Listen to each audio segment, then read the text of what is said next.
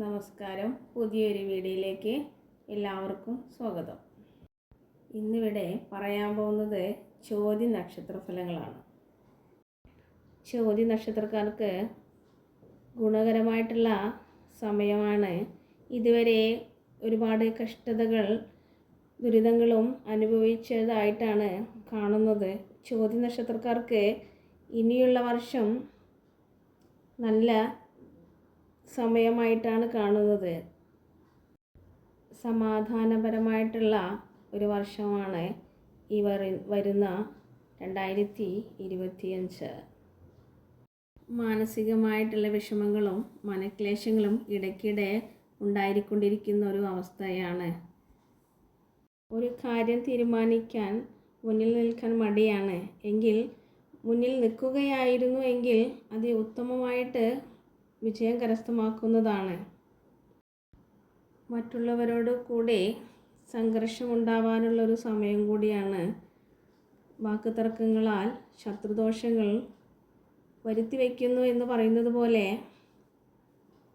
അവനവൻ കൂടുതൽ അംഗീകാരത്തോടു കൂടി സന്തോഷത്തോടു കൂടി മുന്നോട്ട് നയിക്കുകയാണെങ്കിൽ ശത്രുദോഷങ്ങൾക്ക് ഒരു പരിധിവരെ നീക്കാവുന്നതാണ്.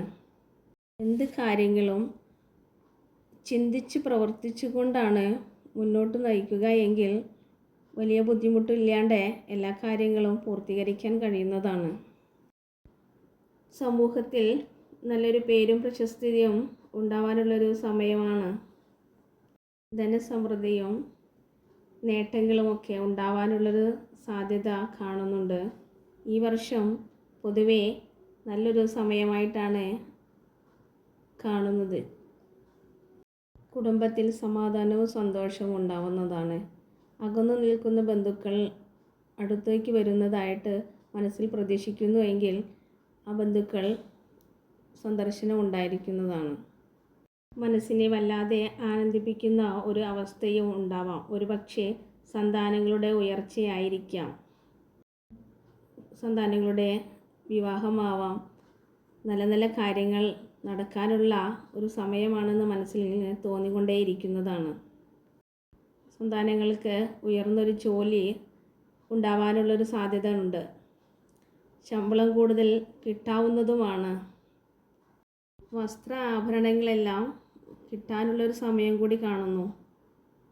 നഷ്ടപ്പെട്ടു എന്ന് കരുതുന്ന പണം അല്ലെങ്കിൽ മറ്റുള്ളവരുടെ കയ്യിലാണ് കടമായിട്ട് കൊടുത്തതാണ് എങ്കിലും അത് കിട്ടാനുള്ളൊരു സമയം കൂടിയാണ്.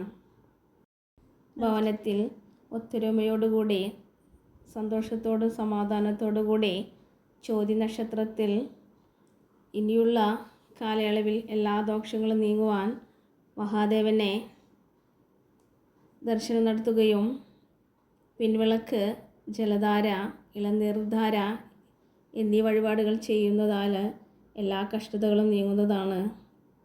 ശിവപാർവതി ക്ഷേത്ര ദർശനം അത്യുത്തമം.